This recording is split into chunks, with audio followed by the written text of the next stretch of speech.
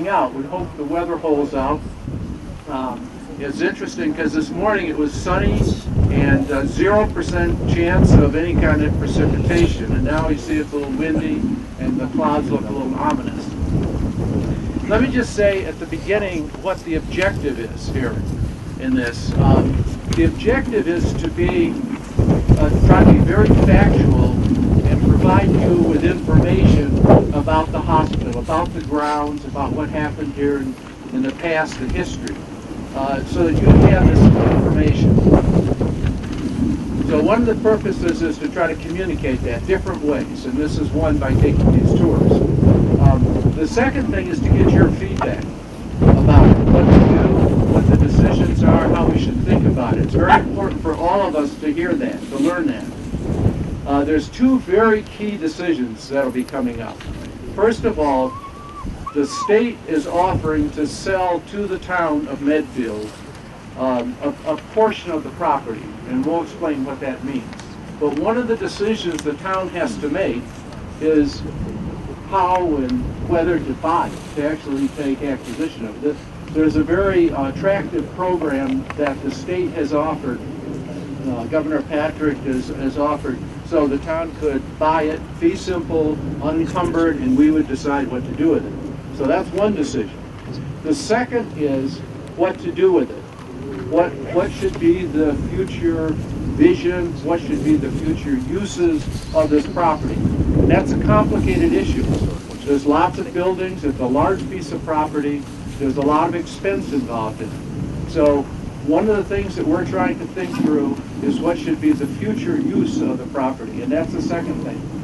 So there's going to be important decisions for the town, perhaps one of the most, or maybe the most important set of decisions the town has ever made about this. So it's very important for you to know what the facts are. What we're going to do, just to give you kind of a big picture of what we're going to do on the tours, we're going to spend a few minutes here, and I'm going to turn the microphone over to Richard, who's going to give us some of the historical background about the hospital.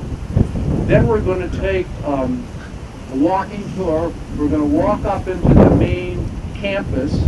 We're going to take a few minutes to talk about the buildings. Mike's going to give us some of the layout of how the campus is designed, some of the historical aspects to it, the historic preservation issues. Then we're going to walk over to where the old power plant was.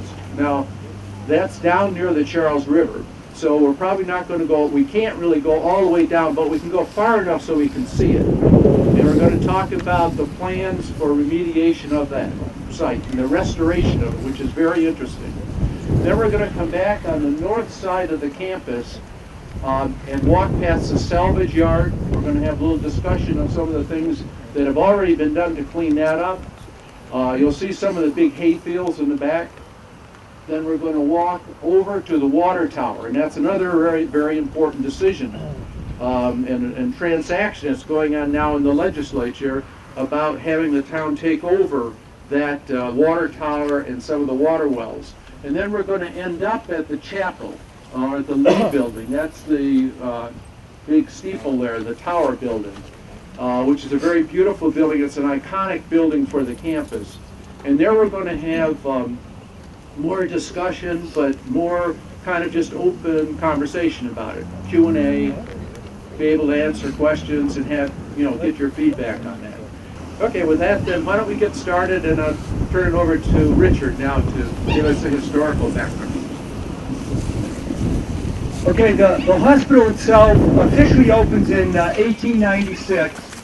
All this land originally was part of the Moses and Robert Bishop farm. The original house is still standing down by the stone gateway. It dates out of the 1700s. Unfortunately, it's an example now of demolition by neglect. But that's the original farmhouse of all this land. And then there was another, the Morrow family, that also owned a farm. So when they bought the two farms, they had a total of 316 acres of land. Eventually that would expand with additional purchase into over 425 acres of land. The buildings that you're going to see up there were built, the brick buildings were built, some 200 Italian immigrants were brought from Boston out here daily to do the work, to build all the buildings that are up there. They actually set up a temporary prison camp using prisoners from the Chelsea jail that were up here, that laid out all the roads that we're going to walk on that are up here. The water came from, originally there was some 20 wells down along the Charles River that were used for the water supply, and eventually that was not adequate. And so what they did, how many of you have been to Farm Pond in Sherburne before? Well, what they did, if you go there, the island that's in Farm Pond, you still see the pump house that's there. They laid a pipe from Farm Pond right here to the hospital, and they began to use the water. And if you've ever been to Farm Pond, it's like pristine water that's there. But what happened, the drainage, the level of Farm Pond began to go down quite a bit, and they began to get panicky over there. So what they did was to build a series of new wells, and eventually with the water tower, the new wells were able to service the state hospital. Now what's unique about the hospital is that it was the first state hospital that was designed in what's called a cottage plan. And it's beautifully laid out, and it's very symmetrical. As you walk in, whatever's on the west side, now the west side was the male section, and then the east side was the female section, but the different buildings, one building on the west side will have its twin on the other side as you go down. And originally they tried to lay it out so that the residents that lived there, it was more of a home setting. So for example, the bedrooms, the sleeping was on the second floor like you'd have in your home. The first floor was the sitting areas, the work areas, and the employees actually slept up in the attic of each individual ward that was there. Up until 1903, when they built this first large building you see on your left, which was called West Hall, and that was for the male employees, and then its twin is over the other side, which came in 1904, was the East Hall for the female employees that worked there. When the hospital first opened, Medfield was a receiving hospital to deal with overcrowded condition of the other existing state hospitals. And it's interesting, the newspaper account when 1896, when Medfield first opened, they told about the first residents arriving at Medfield Junction, which was the rail station right where the corner, the intersection of Adams Street and West Mill Street would be. And they arrived on train, and they had horse-drawn barges with seats on each side, and they brought the first 129 residents up here from the other state hospitals. And it said that almost the entire town of Medfield turned out lining the street, coming up Harding Street and Hospital Road, then called Canal Street, to watch the arrival, because this was huge. All these buildings, Medfield's population, 1896, we're a very small community, and this was a huge addition and change, that came to Medfield. The projected population was supposed to be around 1,000, but within 10 years, by 1906, the population was already up to 1,500.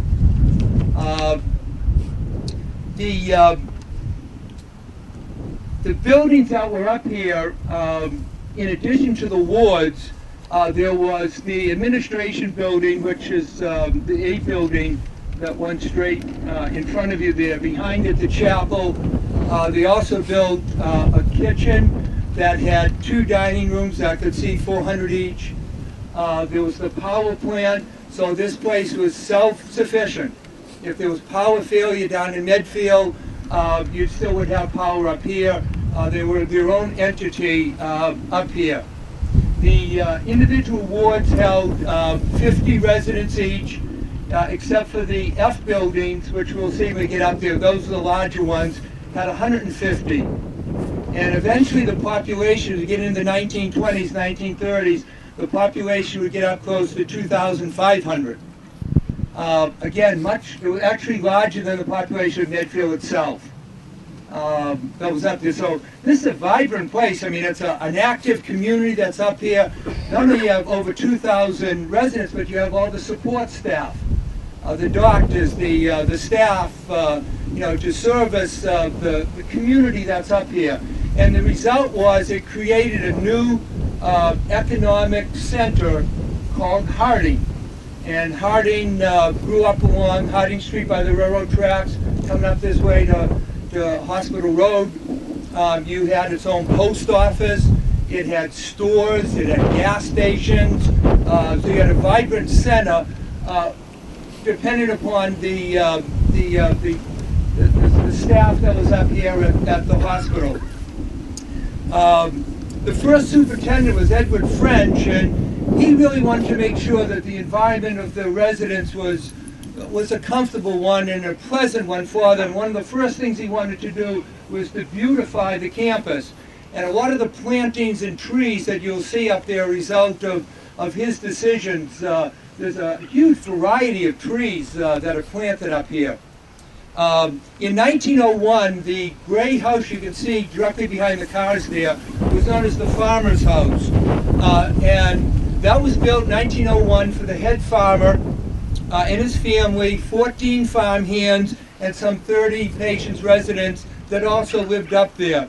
And I'm going to turn this over because we have a nice opportunity. Daryl Nowers, his dad was the head farmer, and Daryl and his siblings were all born and brought up and lived in the farmhouse. And he'll give you a little idea of what the farm aspect, because that was huge here in Medfield. All the area running down where the ball fields are, you had a very large herd of cattle that were here. You had a large farming operation that many of the residents also worked on as well. And a lot of what was produced here went to many of the other state hospitals here in eastern Massachusetts. So let me just introduce you to Daryl now, as he'll tell a little bit about the farming operation here at Medfield. Afternoon. Welcome home. I was born in 1938. My dad was the head farmer here. I was a twin too, so we had 5 in the family. My oldest brother was Roddy, was born in 29. Nancy, David and I, and my youngest sister Hillary. We all grew up right here. We all worked right here at one time. But on the farm, they milk cows. They milked 72 to 80 cows a day. And in those days, it was pumping a bucket, haul it to the dairy, dump it in the dairy bar, pasteurize it, can it, 20-gallon jugs, ship it to the kitchen. Every day, there was pasteurization, 7 days a week. Cows get milked every day, 3 times a day back in those days. It changed over the years to 2 times a day. But I also followed, and they raised vegetables, like he said, all the way from Hinkley Hill down there, all the way to the river. You go to the river where the railroad track crosses on the old road here, go right down that road. There were vegetable gardens down there too. Raised fresh crops. Everything was picked daily, fresh. From onions, radishes, sweet corn, turnips, lettuce, beets, carrots, you name it, we raised it. And it all went to feed the people who were living here. I don't remember the clients living in the farmhouse. It was all help as I grew up. All the male help that worked on the farm, we lived in an apartment in the middle of the house. There was male help upstairs and male help on the left wing as you face it from here. On the right wing was married couples. Both people worked here. Usually the wife worked either on the wards or in the kitchen or something like that. And then the one that worked in the farm too. But self-sufficient. In fact, when my father first came here, they didn't have to cook their meals because the people living there, they had a kitchen in the basement. The food was cooked. Everybody ate the same 3 meals a day, and there was a dumbwaiter from the kitchen up to the apartment my parents had. And that's how they got their food. In the early 50s, that changed, and it became that the families had to feed themselves from then on. Even the employees that lived here. If you worked here, you lived here. That's the way it was. I worked at Worcester State Hospital later on. I went there in 1960 as the head farmer there myself. But if you in the old days, back in the 40s, 50s, and earlier, if you worked here, you lived here, because there was no transportation to get downtown every day. And you ate 3 meals a day, and there was an employee dining hall between the two male and the female dining halls. And then, like he said, crops we raised alfalfa, wheat, sweet cow corn. It all went to feed the cows. Baled the hay. Well, actually, in the old days, they had a fork. They picked, everything was loose. But when they changed the balers, it all got baled and carried and put into the back barn. And there were 5 silos that the green feed was chopped up and put in for feed for the. And all the grain came in on a train spur. Beet pulp and the grain was ordered ahead of time. It came in on a freight car, backed up the track down there. There was a spur down there. Then the other spur went to the power plant. Of course, that was all coal that went there. But there were 2 spurs here at the hospital. So. But it was quite an experience. And if you got any questions, I'd be glad to. You can talk to me if you want. It's a memory that I'm here today because it's memories. And not only that, my brother and I went to Stockbridge School of Agriculture, UMass, to study animal husbandry, and we both ended up being head farmers at other institutions.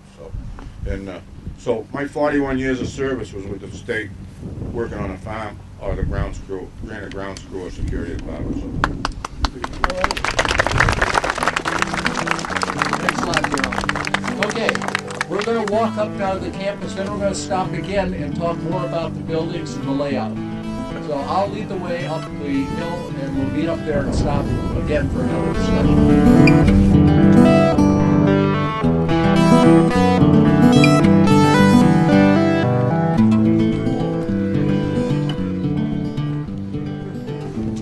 First of all, welcome to Shutter Island. Yeah. This is the scene, if you saw the movie, of course, that most of the movie you saw was the view here of the chapel. That's right here. The other thing you have to realize, and those that grew up here in Medfield, and especially in the 30s, 40s, 50s, there was great interaction between the hospital and the town of Medfield. The largest employer of the town of Medfield was the state hospitals. You had people that worked up here. Where we just walked, where the Clark building was on that field, was a beautiful baseball field. I was talking to Herbie Burr that used to play on that field. You had Legion Ball, you had a town team, you had the hospital team. Movies were shown here. The townspeople would come up, could watch the movies. Dances were held here. I was told by someone that it was like 50 cents to come to the dance, but if you agreed you would dance with one of the residents, you could get in for free. So there was a great tide. This place was bustling. There were people up and down. You know, this is a bustling community that was here, and the town of Medfield had a great interaction, you know, with the hospital. When I was a kid, our Little League games, we played Little League over where the kitchen is. The backstop is still there. And as kids, we came up and we thought nothing. This was just, you know, a place where our field was. It was another part of the town.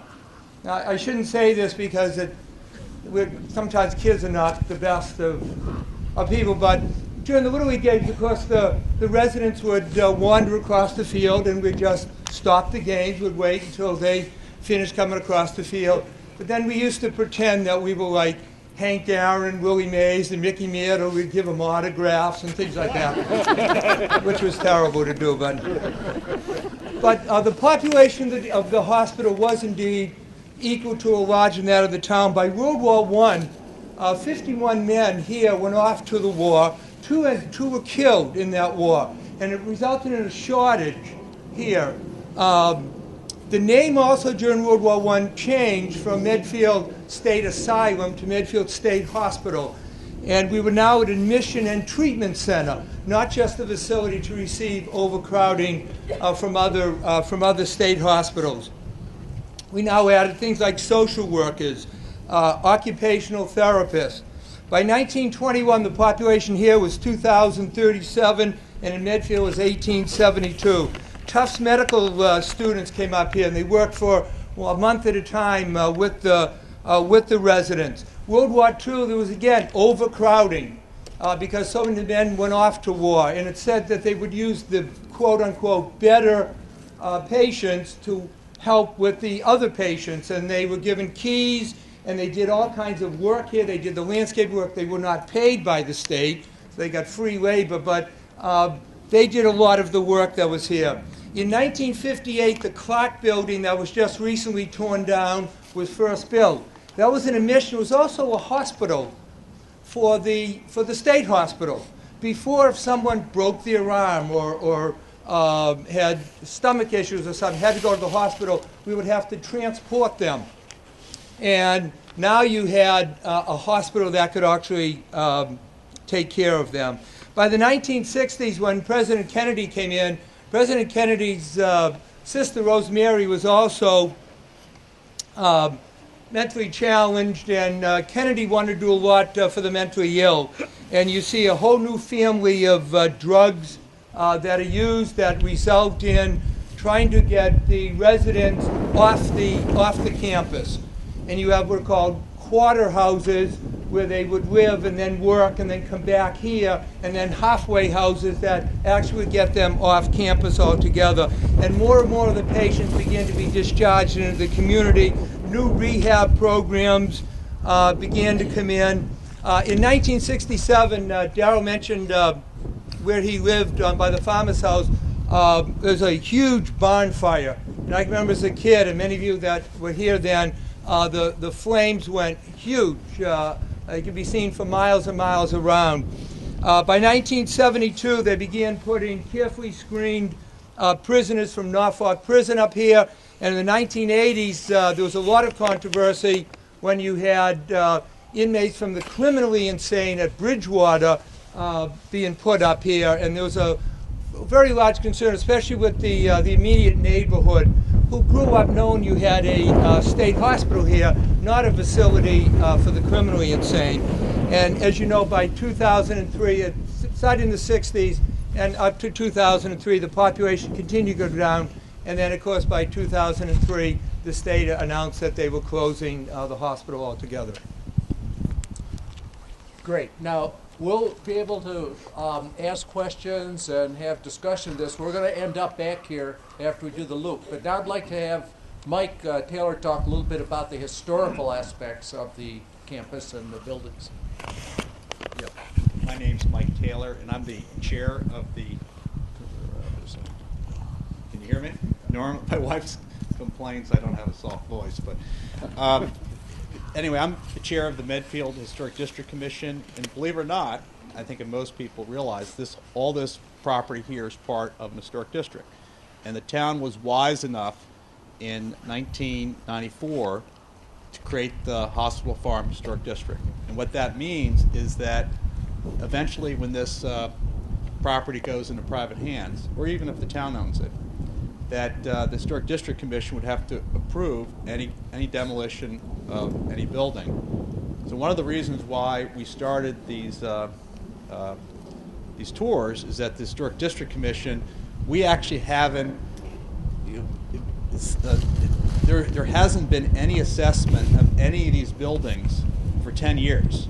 10 years. 10 years ago, 2003, after the Department of Environmental Protection basically scolded the Department of Mental Health and cited them with 4 infractions that were more or less terminal. The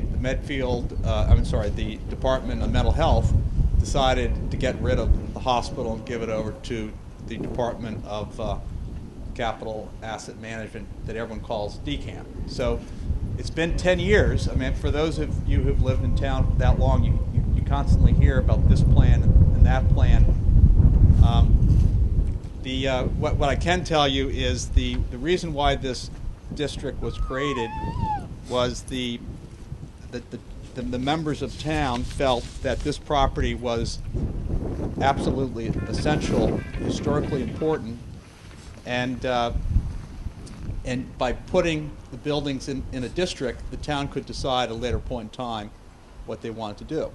Initially, DCAM's reaction was, well, let's just tear them all down and get maximum value for development. But that's not what happened, because they also have to report to the Massachusetts Historical Commission, because all this property is part of the National Registry of Historic Places, as well as in a historic district. The Massachusetts Historical Commission has been basically telling DCAM that any plan must involve the preservation of these 23 core buildings. So in total, there's 60 buildings up here. There's 800,000 square feet. It's a lot of square footage. The 23 buildings in the central core represent about 350,000 square feet. And what I'd like to have you do, if you could, that map that I gave you earlier, if you open it up, and while you're pulling out the map, how many of you actually have been up here to the central core before? Okay. A lot, but not everybody. When I first came up here, I couldn't believe this place existed. It looked like a college campus, a New England college campus. In Medfield, it just blew my mind. I knew that there was a state hospital up here, but I never imagined it had this huge quad, a chapel. And what's interesting is if you take a look at the, hold on to that, thank you. If you take a look at the map, and there's reasons why there's colors on the map. But the first thing you'll notice is when Richard talked about that the buildings on one side are exactly the same as the buildings on the other, it's more than that. If you look at the 4 buildings, C1, C2, C3, C4, right? They're all identical, but they're mirror images. On the left side, it's like someone took a picture and redesigned it backwards. They're not exactly the same. It's what you'd see if you look through a mirror. So there's 4 corner buildings that are identical or nearly identical. Then you have D1, D2, D3, D4. Those are 4 buildings that are more or less identical.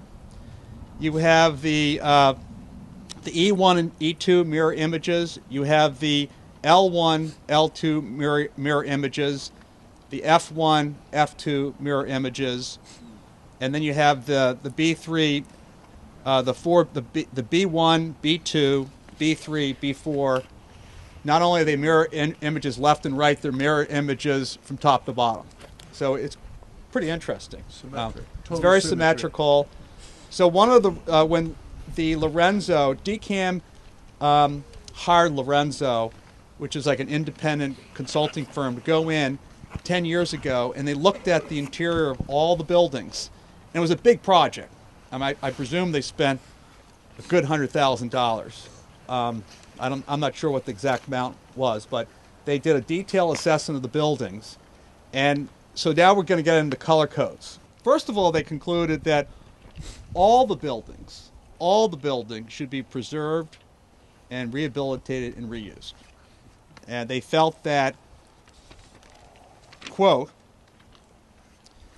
that the buildings at the Medfield State Hospital represent an architecturally significant surviving example of late 19th and early 20th century state mental complex utilizing the concept of dispersed wards for patient care. Its significance lies in its planning and the design relationships between the buildings of the complex as a whole and represents late Victorian vernacular design. The architectural significance of the complex suggests that the quality reuse of the campus would likely result in a significant development opportunity. One of the issues here is that some people say, well, why can't you just preserve a couple buildings and knock all the rest down? We could. And one of the things that we're interested in what you think is what should we be doing? Should we be trying to preserve all the buildings in the central core, the 23 buildings? We more or less have compromised and given up on the other 60. Many of them, not the other 60, 23, I guess the other 37. Many of the other 30, some of the other 37 have already been torn down. But I can't hear you in the back. What about it? Oh, you can't hear me? Do you want me to use the bullhorn? Is this dead? It's not working at all. Okay. Who has that bullhorn?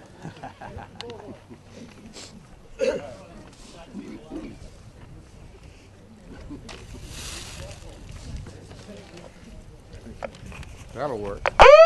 Okay, just want to get your attention. Testing. Okay. So,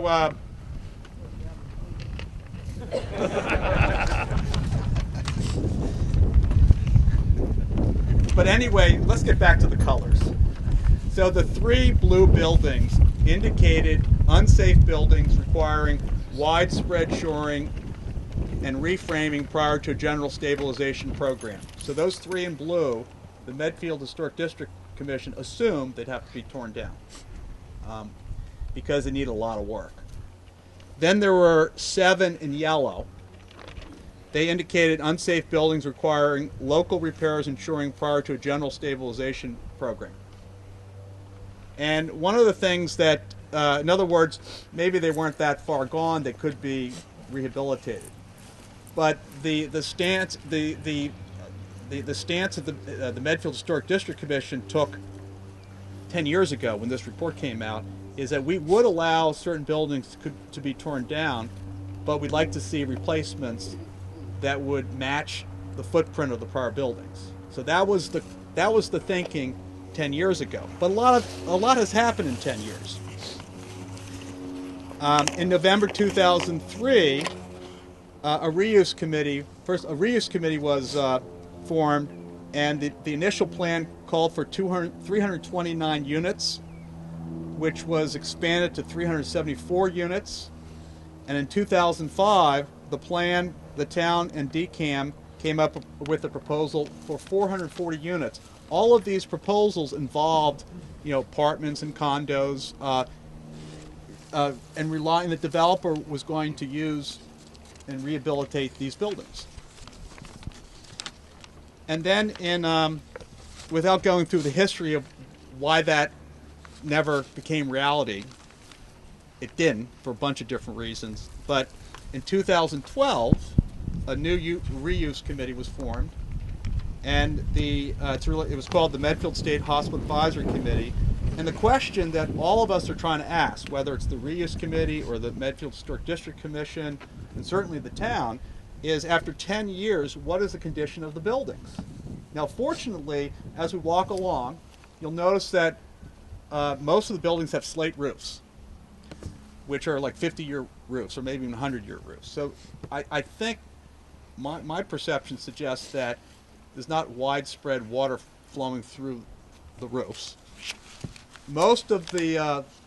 Virtually most of the windows have been covered with plywood, which is not necessarily good because you have to have ventilation. So when you see ventilation, like you see in the building behind you, that's a good sign. But if you don't see ventilation, it's a bad sign. And so the question, of course, is can these buildings still be preserved and remediated as part of the plan? And what are the economics? What's it going to cost? So a developer coming in here and doing a restoration and preservation plan, what incremental costs is that developer going to incur in order to rehab these buildings? Because in most cases it's cheaper, in fact it is cheaper just to knock them down and build something new. Now fortunately the federal government gives you 20% tax credits, and the state can give you up to another 20% tax credit. Not a deduction, an actual credit. So to a developer that's real money.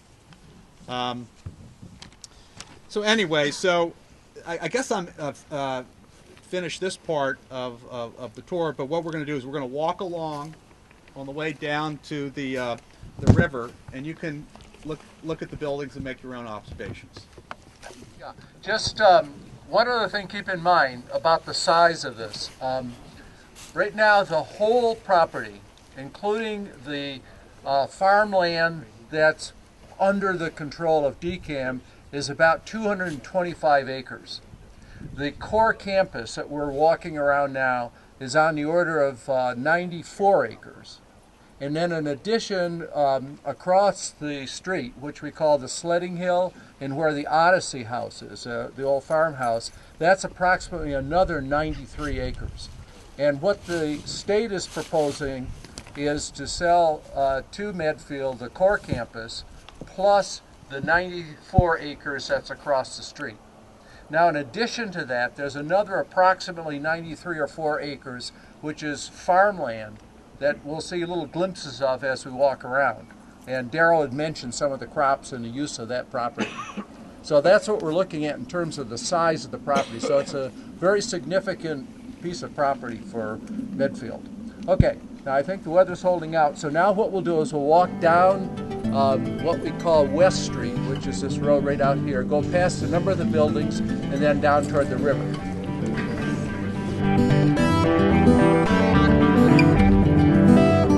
Okay, we're going to stop here for a minute, then we're going to go down a little bit further. But let me correct one number that I gave you. But can you hear me in the back okay? Hold it up. How's that? That's better? Okay. All right, let me just correct one number that I said, that the core campus, the central campus, is about 94 acres. Then the area across the street, which is the sledding hill, and the area down near the Odyssey House where the old farm is about 38 acres. And that's what the state is proposing to sell to the town. Now, in addition, there's open space all around the campus, the large fields where they use for crops. That's about another 93 acres. And at least now, the proposal is, or the plan would be, is that that land would stay as part of the state, either as part of DCR, Conservation and Recreation. A lot of it's good farmland, so there's another possibility that it might be transferred over to DAR, agriculture. The other thing I just wanted to point out, and then I'm going to turn it over to John, is this field over to the right. This big open field is called the garden field, or I call it the garden field, but it's where they grew lots of vegetables and flowers and produce basically for the farm that Daryl was mentioning. But you can see it's a big open field that was used, I guess, very productively for agriculture. All right, I'm going to turn this over to John Thompson now to talk a little bit about some of the remediation work that's already started. Then we'll walk down the hill a little bit further. Thanks, Gil. Can everybody hear me?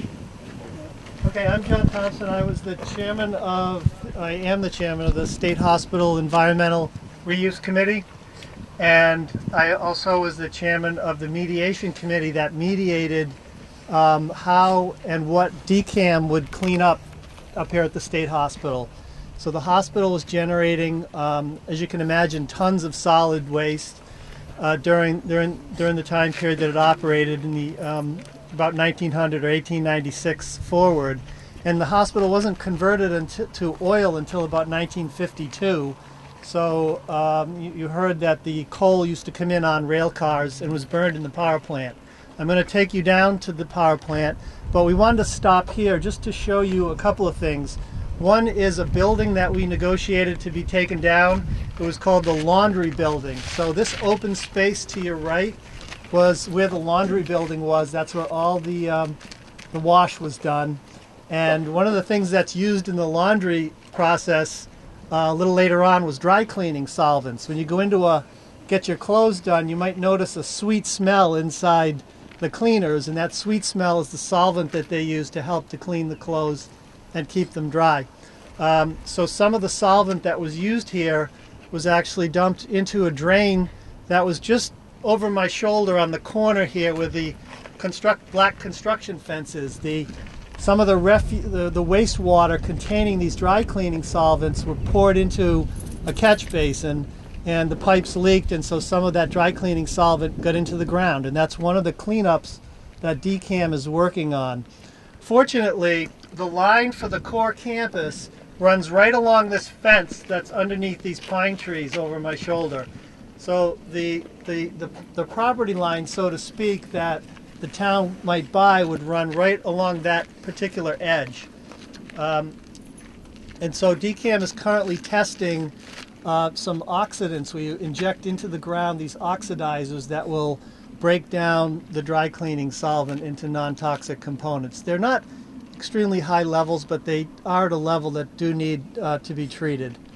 Another area I want to show you is this. In the open field was a garden field, was formerly a place where they dug some pits and put in the remnants of an oil spill that they had down at the power plant. We're going to walk down a little closer, but you should all try to stay on the road when we look down from the road, because DCAM has reported to me there's a lot of ticks in the grass. So what happened in 1978, they were getting a delivery of oil, and the truck driver kind of fell asleep in his truck, and the tanks overfilled and the oil flowed onto the ground and down into the Charles River. And so part of what DCAM has to clean up next summer, or the summer following actually, in 2015, will be to excavate some of the oily sediment in the river. The excavated material that they took out when the oil flowed onto the ground was brought up here and put into some pits in these fields.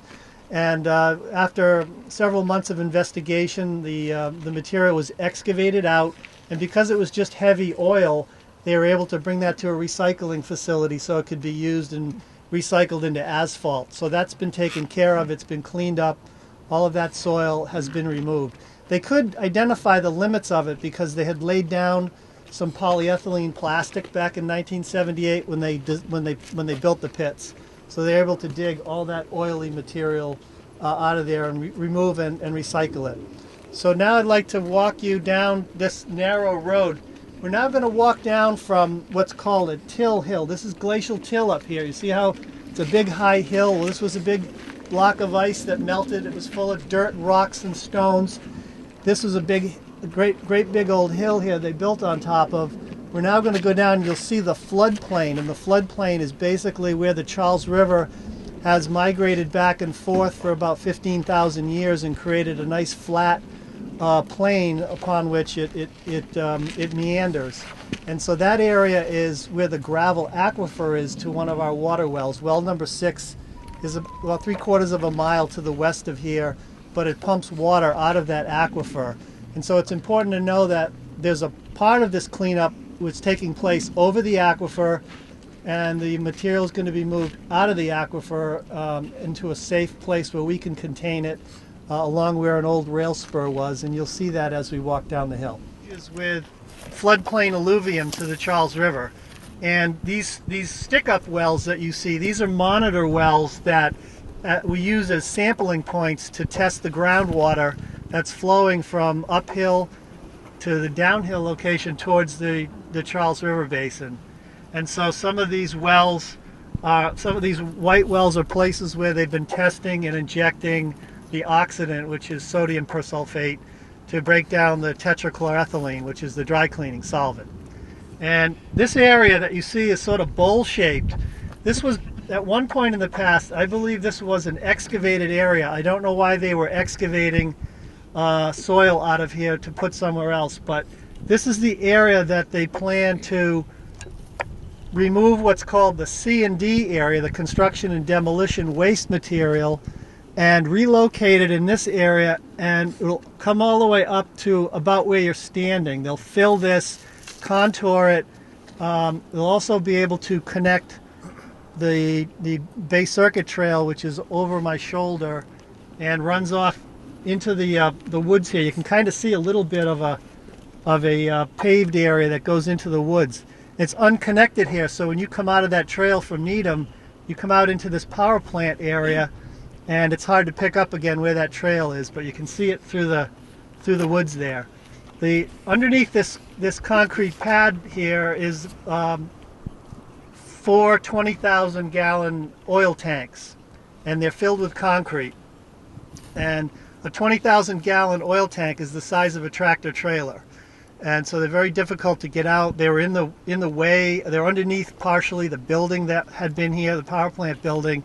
So they were filled with concrete, and those will remain, but they'll be capped. And so this area will be filled and also be sculpted into a park, and they will add some new plantings to it and taper it, terrace it down to the river. The C&D area where the waste is that came from the hospital is behind a green fence that you see in the distance. There's about 1 acre of material down there that's about 15 feet thick. 3.2 acres, about 15 feet thick, and that's what's going to be relocated up here. That fill material is taking the place of floodplain storage. So when the river floods, that material is in the way and blocks the ability of the river to go into flood storage. So that being replaced will have more space for flood water during major storm events. Another thing that we had worked out during the negotiations with DCAM was to provide a public access boat launch or canoe launch, and that will be down to the right. When you make the turn on the road here, the Bay State Trail is right off to the right, and there's a low flat area where we have talked to DCAM about constructing a car top canoe launch. So to be able to come down here and have access to the river. The last thing I guess I want to say about this area is you're transitioning from an environment that's just about everywhere, sort of a suburban environment that's raised, into a very sensitive riverine environment. This is the Charles River watershed. This is a very active, passive recreational use area. There's a lot of wildlife in here, a lot of birds. In addition to a lot of people that enjoy walking their dogs and how peaceful an area it is. So we felt it was very important to maintain this area in its natural state to the best that we could. So what you're looking at here is what's left of what was called the salvage yard. And basically, it's where all of the maintenance buildings were. You had a carpenter shop, plumbing shop. This is the old paint shop still existing. DCAM hasn't decided what to do with it yet. It's about 3 acres. I've said this before. Some of you may have heard this. It was typical of New England.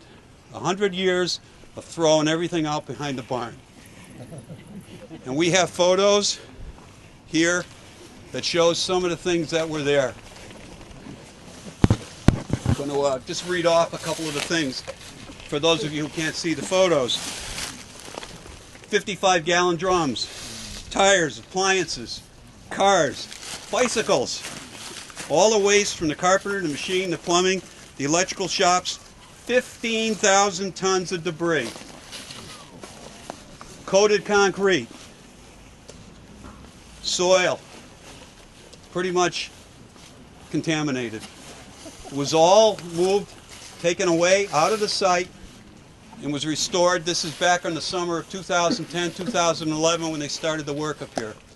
DCAM was motivated to do this because they were hoping to sell the property to a developer and that they were going to put a building here, so they needed to clean it up. They were not quite as motivated down in the C&D area that you just saw because it was going to Department of Conservation and Recreation. But the mediation committee was successful in getting a better cleanup down there as well. What you see over here is uncoated concrete. And some of this came out of the C&D area because it was also a dump down there as well. It was sitting on the surface. DCAM removed this during the summer of 2010 so that they could look at what was underneath the pieces of concrete to determine what the contamination was down at the C&D area. The rest of it is some of the foundations of the buildings that were up here. And they also took some of it from across the street over in the Sledding Hill area where there were 5 barns at one time. The debris was still there. And they carted the uncoated stuff over here. If you're wondering why it's still here now, DCAM's plan was to crush the concrete and to use it as a cap over the contaminated material down at the C&D area. Now, we did approve that as part of the mediation process. And if you were at the June 6th presentation that was given over at the center, you saw the cap that was proposed, and we're convinced that it's a pretty good fix. In fact, I think it's an excellent fix. Plus, we're going to get a beautiful restoration. John didn't mention it down there, but if you had been standing down at the fence at the C&D area 100 years ago, you had a good chance of getting your feet wet. Not anymore, of course, but 15 feet of fill. Most of that's going to come out. The area will look pretty much like it did 100 years ago. And John talked about the flood storage down there. This is going to be the biggest restoration of flood storage in the history of Massachusetts. So we have something to be proud of here. It's going to be a beautiful area. Thank you.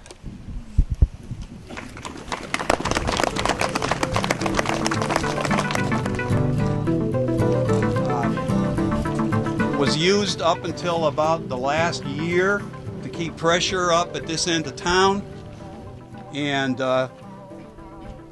it's been taken offline. It's at 80 years old. It's seen its life. Our Department of Water and Sewer people would tell you that one more sandblasting to clean it and get new paint on it would take the rivets out. The tower would collapse. As part of the remediation process and the cleanup down at the C&D area, one of our big pushes was to get the material out from under the zone of influence of town well number 6, our main town well. And in the mediation process, we settled for a cleanup that, rather than taking all the material off-site, moved it out from under the groundwater, moved it up on the hill, and you heard about the restoration area that we're going to do. I asked DCAM in our mediations to give us a belt and suspenders, an insurance policy, if you will, in case something ever went wrong, very unlikely, but in case something ever went wrong, that we would have backup water supply. So we asked for the hospital well field, unused since they went on town water back in the, I want to say in the 90s, to give that to the town. And I say give, I mean give to the town. Now, also as part of that, because we need a new water tower, I asked for the land on the water tower. So this area you see here, which is approximately 5 acres, is also part of legislation that Senator Timilty has filed asking for DCAM, directing DCAM to provide the water tower, the well field, and these 6 acres of land to the town of Medfield. The first hearing was held last week, and it went through. The next hearings will be held over the next coming weeks, and we expect that it's going to pass.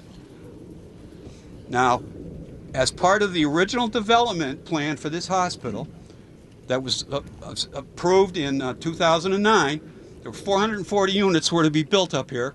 As part of that deal, the state was going to give us the water tower and just the land that it sits on. That was contingent, though, on the development going forward. So we were able, as part of the mediation process, to break that out from the development of the hospital to make it independent of whatever happens up here, so that the town would always have the well field, the town will always have this water tower land. So, DCAM was very cooperative with us. Senator Timilty was great in getting the legislation through, and the residents of Medfield who voted for this at the special election last month, thank you. So, we're here. But that means Medfield now just has one water tower. And what is scary, if something ever happened to Mount Nebo water tower, all of Medfield would have to be boiling our water. So that's why what did pass at town meeting was so very important, is to get, it's going to take probably a couple of years to get everything finished, to get the second water tower up here. Because right now we're just operating on that one water tower.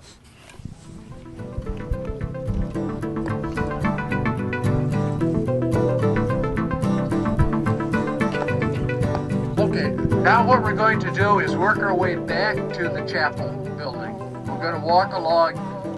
Now we're on the east side of the campus. This is the women's side of the campus. We're going to go back along a similar road that we walked on coming on the male side. And then we're going to have basically just an open discussion, question and answer period. And that's where we'd like to get some feedback from you on what you've seen and questions that you have to clarify anything in your mind.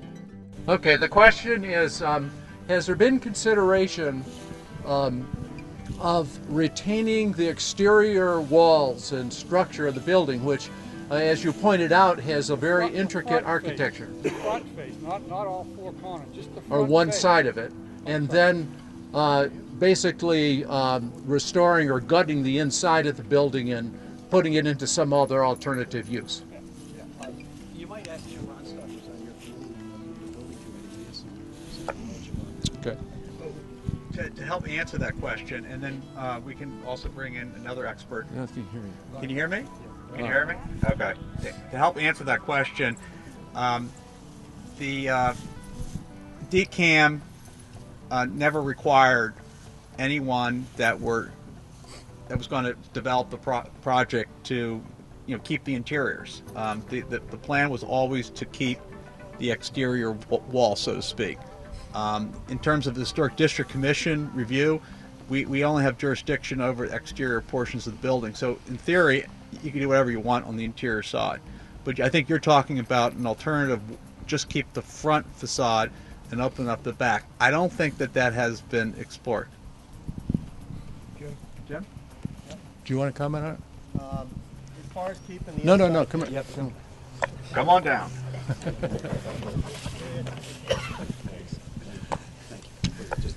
Trigger? Yeah, just pull the trigger. As far as keeping the inside of the buildings and so forth versus the outside, you can do that. You can. One of the problems with the buildings is, as was mentioned, a lot of the buildings are condemned, so the insides and the structures they're relatively in tough shape, and we're going to determine that further as we go forward. One of the alternatives is you keep the outside of the building. It's I guess the generic term is called facadectomy of the building. You keep the outside and you put a whole new structure inside the building. That alleviates a lot of problems and makes it simpler to develop the building inside, because you can develop rooms and spaces a little more efficiently than what's in there now. Plus, it allows you to seismically brace the building, which is a critical component of how you'd shore up the buildings now for in new state codes and so forth that require that. So kind of the long answer is yes, you can do what you're asking about. Jim, do you want to just comment on this, the consulting study that you're doing of the buildings? Oh, yeah. What we're currently doing as part of the overall group is one of the subcommittees is we're going to take a look at some of the buildings. As was mentioned earlier, there was an assessment done to the campus about 10 or 11 years ago. Typically, those type of assessments, their value is good for maybe 1 or 2 years, 3 years. In this particular case, what part of the assessment was, the conclusions were rather that they're in tough shape. There's roof leaks, there's various different things that have happened to the buildings over the years that compromise the buildings. And what they strongly suggested was that you needed to shore up the buildings, close in some of the buildings, close the leaks, that type of thing, and try to salvage some of the buildings so that they wouldn't deteriorate any further. As was mentioned, nothing's been done. So what we're doing as part of the committee is we're going to do another assessment on the buildings in a smaller fashion. I believe it's 4 buildings we're going to take a look at, and various, good building, not so good building, and a poor building, for instance. Take a look at those, reassess them, and then use that to extrapolate to the rest of the campus as to what the condition of the buildings are. So once we get that information back, that'll be a much better basis for determining how you can renovate, if you can renovate, costs that might be present, and so forth. That's, there's things like structure, building preservation on the outside. There's going to be asbestos abatement. All these buildings were built at a time that asbestos was prevalent, and it's used in everything from flooring to plaster to you name it. So there's things of that to consider.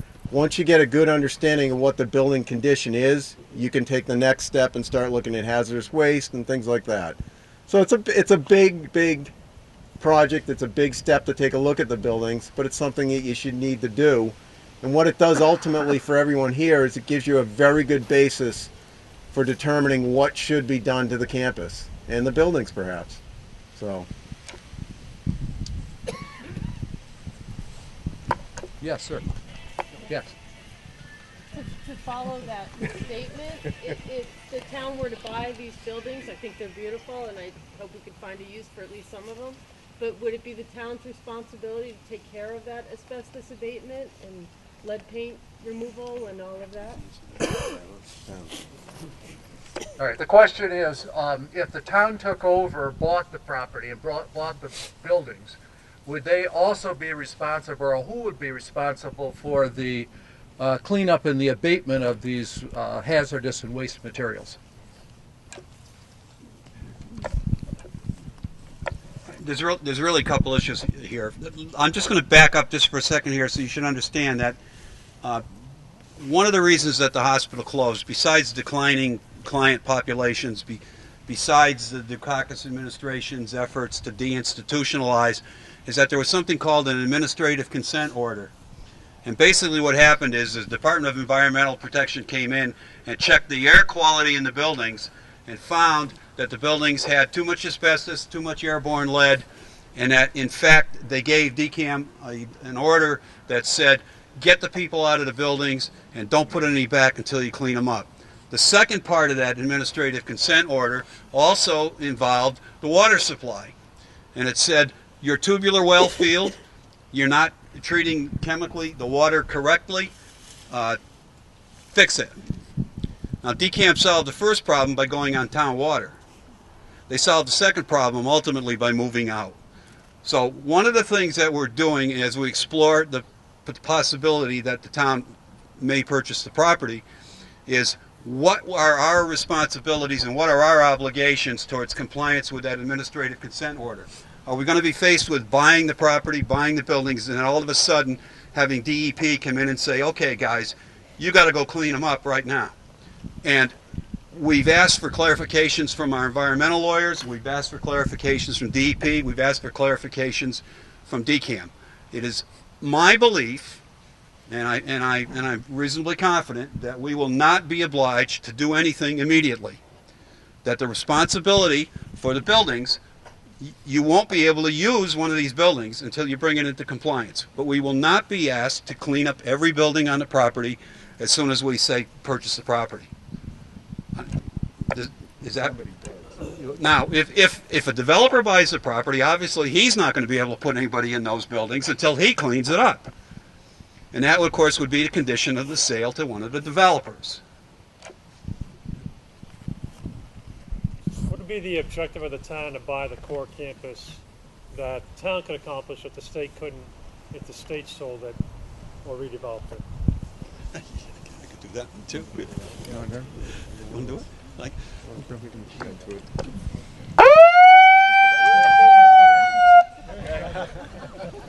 wow. All right, that's off. Just push the trigger. Don't push the switch. Okay. All right, how's that? Yeah? Okay. All right, so the question was, why would the town consider buying the property? Is that basically what? Yeah, what's the objective of the town once they do buy it? What would you do with it? Without boring everybody with the history, you should understand that in 2009, the legislation was passed. The town was given the opportunity back then to work with DCAM and whoever DCAM should sell the property to in 2009 for a friendly development up here. After several years of negotiations, the legislation was passed calling for a 440-unit development up here. If the town were to buy the property, the town would not be under any pressures from the state to build housing. The town would not be under any pressures to immediately do something with the property. The choice, the destiny, if you will, the determination of what ultimately happens up here is the towns and the towns alone. DCAM would sell the property to town with no restrictions, with no requirements for any particular kinds of development.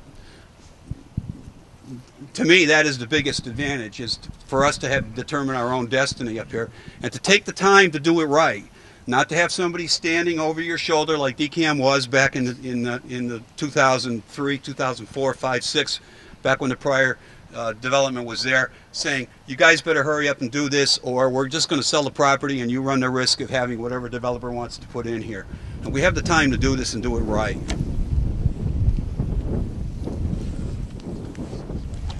Watch out for that siren. Yeah, no. Just to complement what Bill just said, there's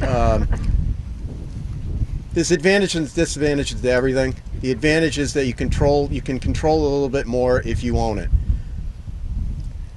I'm going to say it's not exactly a good thing, it's not exactly a bad thing. You can do the same thing with selling it to a developer to some extent. Everybody knows everybody has heard the term 40B before, and it's a development where some developer can come into an area and essentially, not quite, but do what they want to do. It's not quite that way. The friendly 40B is what Bill was mentioning, is you put restrictions on what they can do, you limit to what they can do in the area, and you work together to that end result. It's very much an oversimplification. If you do buy it yourself, what we want to do as a group is present all the options so that everybody can make a very good decision on this. If you do buy it yourself, you do have the option, you control the site a little bit more. However, that control could mean a developer might come in and say, I don't want it unless you take the buildings down. I don't want it unless you abate the buildings. I'm going to speak in generalities here, and I'm giving you both the positive and the negative of this thing. It might not come to that. It might, most likely wouldn't. I don't know. But the point is, once you buy it, you own it. You have to maintain it. You have to provide security to the site, much as they're doing now. And you can take your time and develop the site as whatever it might be. You might be able to parcel it off, 50 acres to someone and 50 acres to another one. It's unlikely you'd be able to sell individual buildings, but maybe that's an option, but it's very unlikely. So there's a lot of different things that can happen, but in the meantime, you're paying for security. You're paying for everything else that has to be maintained up here. So there's a plus and a minus. What's the timing? When would the town have to act on this? What's your estimate? The question is the timing, right? When would the town need to get back Very complicated and significant and make a decision? There's legislation now that Bill had mentioned that's going through the Massachusetts Senate right now just to get the transfer. The next argument becomes once, as Jim mentioned, they do a complete kind of study on these 4 different buildings, come back with a recommendation. We're talking probably at least a year or more, and then part of the issue is we've had a very positive partnership with the current administration, with DCAM, with the agreements that the committee has made. There's going to be a new governor, a whole new change in the legislation that's going to be coming up. Ideally, we would like to have everything done before that takes place because of this very positive partnership. Not that the next administration won't be positive, but we really don't know. So I think a little bit of that ceiling is to try to get everything accomplished while we have this very positive partnership right now. Also, if I may. Also, right now, DCAM is having a very positive experience with the sale of the Westboro State Hospital. You may have seen that in the newspaper. And they recently sold like 95 acres to the town of Westboro up there. So we would be the second state hospital that DCAM is in the process of attempting to sell to the town. And they have, as I said, they have a very good experience at Westboro. I think that they are inclined to wish to sell it to us. And of course the decision is, do we want to buy it? I agree with Richard that it would be best perhaps to take advantage of the situation relatively soon. I would think we would probably try to get something done within the next 6 months in terms of what's a fair price, and then present the, if the decision were made that we should try to buy it, is to present that price to the town as they did in Westboro and let the town approve the number, and then go forward with, how would you pay for it, and how would you, would a Proposition 2.5 override be required, or could we not need that, which is possible. I'm told that Westboro thinks they can do it without having to have a Proposition 2.5 override. So it's a relatively fast thing, I think, to get to the decision of do we want to, or does it make sense for the town to do it, and then it'll take a little bit longer to go through the appropriate approval processes and everything else. So thank you. Yes, Sarah Raposa, town planner. And the question was about whether or not other uses have been considered. So it's a couple of things going on with that question. In 2012, there was a market study that was performed by a firm called Jones Lang LaSalle, and non-residential uses were a part of that consideration. The lifestyle, or I'm sorry, what are those called? Life sciences, excuse me. They were considered. Continuing care retirement was assessed as a positive, viable use. So yes, in fact, other non-residential uses are proposed by that market study. Sorry. The other subcommittee that is part of the SHAC committee is a visioning committee, and that's where we bring the question to you. You're the experts in Medfield. You're who we look to, and we want to ask these questions of you. What are your preferred uses? We can talk about what your preferences are, and then what the realities are, and try to come to some resolution on that. So that's what the visioning subcommittee is part of, and that's what the survey is. The survey is available online. There's a website called mshvision.net, and you can access the survey there. So it's very important we hear from you. Yeah, the question is, have we looked at other state hospitals that have gone through a similar decision process and what's happened there? And we've done some of that work. We've looked probably at 5 now, including Foxborough. But we've looked at Metropolitan State, which is Boston State Hospital, Danvers, Metropolitan in Lexington. And one of the things I think that we have seen is quite a range of different types of developments. To take one that's close by that you mentioned, Foxborough. Foxborough has a mixed residential community of different types of housing. So, for example, they've taken the buildings, a number of the buildings, and actually restored them into apartments and condominiums. And then they took another portion of it and actually built townhouses, small townhouses.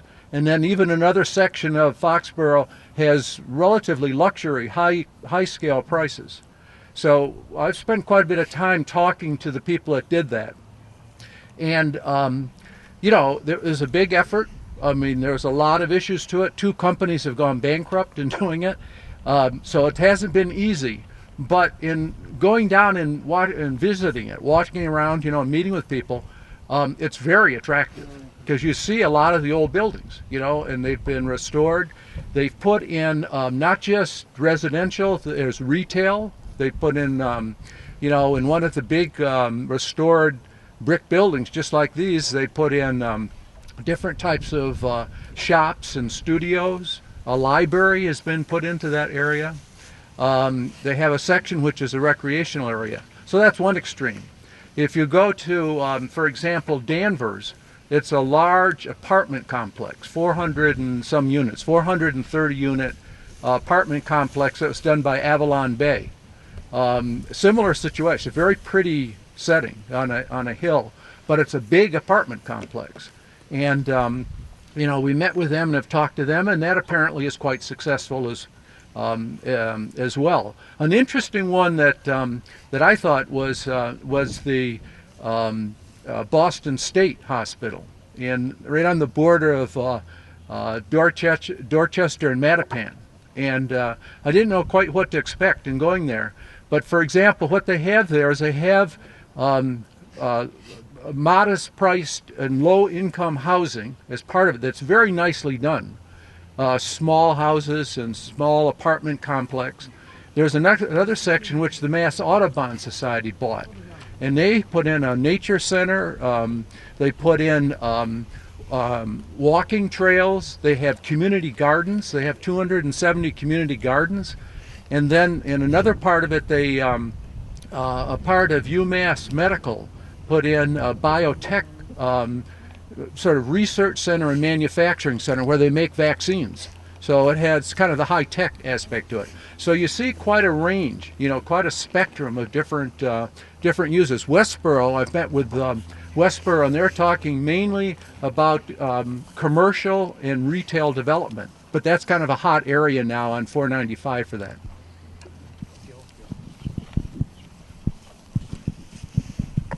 There's a lot of different uses. One thing I think, just my own opinion, is the idea of over 55 housing. There's an awful lot of people in Medfield that when they downsize, kids have moved out, they've gone to Norfolk, they've gone to Millis, And a lot of these are good citizens, and I know Selectman Peterson, who's in the back there also, has mentioned a number of times to use housing as a way to help the tax base, because if you have over 55, they're not using the schools, you're not putting more children into the school systems, they don't use a lot of the town services, and I just think there's a need in Medfield for kind of an over 55 housing that we really don't have, and we're losing a lot of our citizens that once their kids are out of school, they move into Norfolk and other towns. So there's a lot of different possibilities, that are out there. Okay, it's about 2 o'clock. So, about 2 o'clock. It's about 4 o'clock, so it's been about 2 hours since we started. It hasn't rained yet. What's it say? 4. 4 o'clock. So why don't we do one more question, then kind of wind it up. Yeah, if Medfield buys the land and some or all of the buildings need to be torn down, then it would be the town's cost to tear the buildings down. Is that right? Well, I think.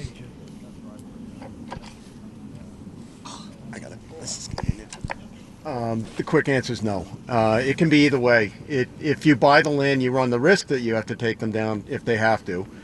But if you buy the land from developer as part of the requirements of the sale, it's his responsibility to deal with it too. So it can go either way. If you outright sell it from the state to a developer, it's they're responsible regardless. So the one thing to piggyback too on the uses and so forth, as Gil mentioned, or I think Sarah mentioned, there was a study done by Jones Lang LaSalle that analyzed. If anybody doesn't know who they are, they're a major strategic planning company nationwide. They do a lot of these type of market analysis and so forth. They went through and analyzed the site for a variety of different issues, as was discussed, from location, proximity to highways, transportation, the type of town itself, and so forth. And they came to conclusions what were pros or positives, let's say, what were kind of neutral uses, and what were definitely not going to happen here. What's definitely not going to happen here is a college campus. Now, anybody that grew up in Medfield remembers the old Disney movies, and that's what everybody wants, is the Medfield College. It's not going to happen, sorry. But, one of the big things, because of the proximity, is the housing, congregate care, over 55. Some of the negatives are, the other things, such as a major retail complex would never function up here. It's just no proximity to a highway. And I don't think anybody in town would really want it.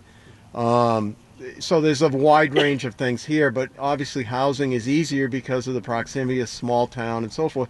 But that in and of itself has its own difficulties. The site itself is fairly remote from the center of town. It's fairly remote from any highway other than 27, and that's not a big highway. So there is limitations there as well. So there's pluses and minuses to move along as we develop the site. So. Is that study public? Yeah, it's published, and also we've put all of these things up on the website, so that if you wanted to read, I think, any of these studies, including the old survey that was done of the buildings, the market study, those are all up on our website that we've set up.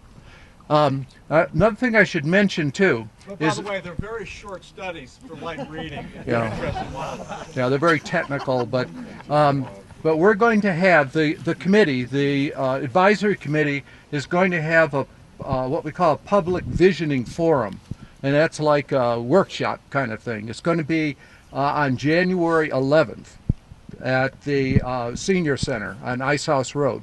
So it'll be a chance for all of you to come back, and express your views and your opinions and have a discussion of that. And the other thing is the survey. Be sure to get your comments in and fill out the survey. We're cutting it off on the 22nd, I think, isn't it? That the date is. So if you can fill that out. So thanks very much for staying around. We're lucky we didn't get into a rainstorm. You've been great. All your questions are good. We really appreciate it. Thank you. Thank you.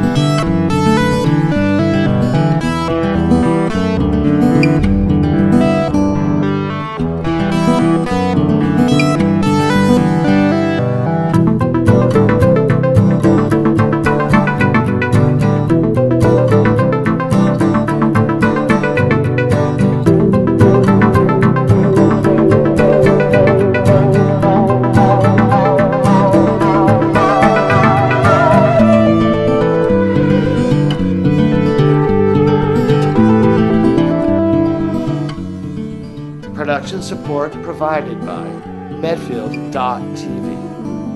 Access to our community.